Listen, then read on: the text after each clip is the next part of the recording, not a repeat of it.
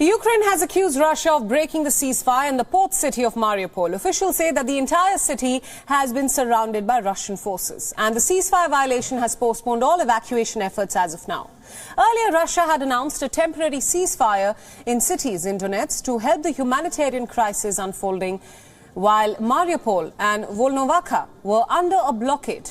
It was agreed that women and children will be allowed to evacuate through a humanitarian corridor. Сегодня, 5 марта, с 10 часов утра московского времени, российской стороной объявлен режим тишины и открыты гуманитарные коридоры для выхода мирных жителей из городов Мариуполя и Волновахи. Гуманитарные коридоры и маршруты выхода согласованы с украинской стороной. The ceasefire was supposed to last till 2 p.m. GMT or 7:30 p.m. IST. The key port cities have been under intense attack for days now. 200,000 people are stuck in Mariupol and 20,000 people are stuck in Volnovakha. They are living with no access to water or electricity. Just a while back, Ukraine's Deputy Prime Minister warned that Russia must not take advantage of an agreed humanitarian corridor to advance its troops. The second round of talks between Russia and Ukraine remained inconclusive. The Ukrainian presidential advisor said that the focus remained on ensuring evacuation and providing medical aid.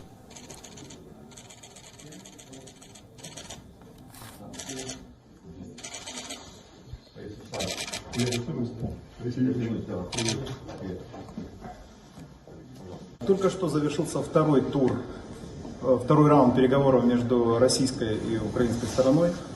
К сожалению, к огромному сожалению, мы не получили тех результатов, на которые рассчитывали. И единственное, что я могу сказать, обсудили достаточно подробно гуманитарный аспект, потому что достаточно много городов сейчас находятся в окружении. Там драматическая ситуация с... Now, for more on this, joining us now is Vladislav Davidson, who is a non-resident fellow at the Atlantic Council, who is joining us live now from Kiev. Thank you so much for joining us. My first question to you, let's talk about the recent development that is coming in today about the ceasefire. I think the big concern out as of now, especially in the West and some European countries, is that this humanitarian corridor will be used by Russian troops to its advantage. What are your thoughts on the same? Hi, thank you for having me on again. Look, very sadly for my country, as a lover of Ukraine, as a man from Odessa who has a family in Odessa that I'm desperately trying to evacuate, I do not believe in these green corridors after what we saw in Syria. I certainly would not send my family into that green corridor. That's just me. If I had to put my own family's and distant relatives' lives on the line, which I actually do, I'm not sending them through that green corridor. I'm going to tell them to figure something else out. So that's my position. Just interjecting right there, why do you say that? Is that because of a larger mistrust in the actions of the Russian army? Absolutely. And also the experience of the same kind of green corridors, quote unquote green corridors, which were put into place by Russia in Syria. And the green corridor that was offered to Ukrainian troops when they were surrounded twice, the Battle of Debaltseve in 2014 and 15. There were two battles when the Russian army offered the Ukrainian troops a green corridor. And once they were leaving, they just bombed the corridor, and they bombed them from all sides. So the Ukrainian army remembers that very well. The population remembers that very well. Anyone who watches the news knows what happened in Syria. And sadly, that is the scenario that is shaping up in this country, although the Ukrainians are fighting very well and the Russians are fighting very badly.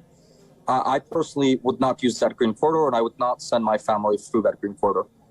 Right. Now, you're clearly saying that you would not send anyone you know or your family members through that green corridor right now that is being pitched as a sort of humanitarian corridor in the ceasefire that has been proposed. We're also getting reports that Ukrainian authorities have postponed civilian casualties, while officials are now warning of higher number of civilian casualties up ahead.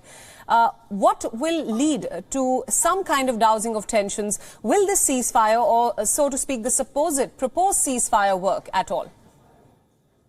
I do not see the Russians going for a ceasefire, because every day that they don't win this war or make very large, coherent, objective accomplishing means they're losing. So the Ukrainians, every day that they survive, every day that they hold on to their territory against a numerically superior and technologically superior army, that they have survived one more day. They have lived to tell the tale for one more day. Let me just tell these children. Thank you. I just told these kids at the next table to be quiet. Look, every day that the Ukrainian army survives, they are doing one day better, and the Russian army will run out of munitions, out of morale, out of manpower. Their morale is horrible.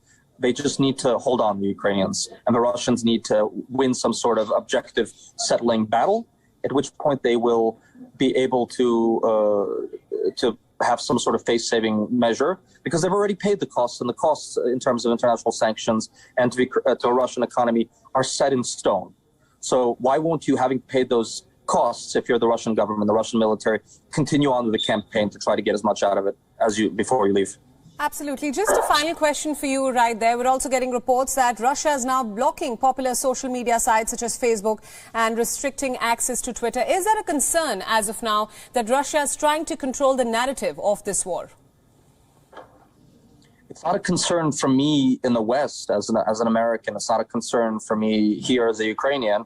It is a concern for the Russian population, who have a problem with access to information. We have less and less access to information. More and more websites inside of Russia are being called enemy websites, and they're being made to close down. They just closed down Echo Moscow. They closed down Rain TV station, radio and TV station. They're closing down everything that gives the Russian population access to useful information. Now, one of the few places left where Russians and Ukrainians interact with each other is over Facebook and over Twitter. So now that the Ukrainian side has a couple of years ago blocked the popular Russian social media websites here, people could not keep in touch with their relatives and cousins and friends over the border. And so Russians and Ukrainians are moving in two different directions in terms of their information sphere. Facebook was one of the last places where you could get a conversation going between a bunch of Ukrainians, a bunch of Russians, a bunch of Russian speakers in the diaspora like me. So this is bad in terms of getting information to the Russian population, which is more and more living in a North Korean type of information environment, which isn't good. Absolutely. Vladislav, thank you so much for all those insights, and thank you so much for joining us. WION World is One is now available in your country. Download the app now and get all the news updates on the move.